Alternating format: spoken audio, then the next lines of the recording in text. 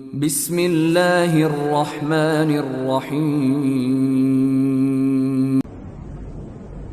د نبی کریم صلی الله علیه وسلم زمانه ته چې څومره زمانه زیاتې نږدې دي بس هغه غوره دي. به هر حال بغداد شریف کې یو مستقل بازار و د دې سړې ډوډۍ دپاره چې کومه روټۍ به سړه شوه هغه به په هغې کې بیا میلاوېده او د دې ګرمې او تازه روټۍ نه به هغه زړه او هغه سړه ډوډۍ په زیات قیمت باندې میلاوېده.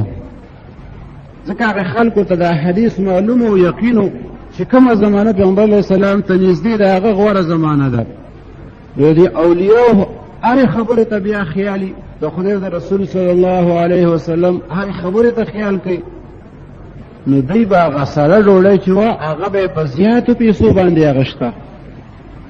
وی دا د پیغمبر علیه السلام زمانې ته نسبتا زیاته نږدې ده. پرونۍ ډوډۍ چې ده د نننۍ ډوډۍ نه ځکه ښه ده چې دا یو ورځ مخکې ده د پیغمبر علیه السلام زمانې ته. نو په دې خبرو کې به م هغوی دومره خیال کولو.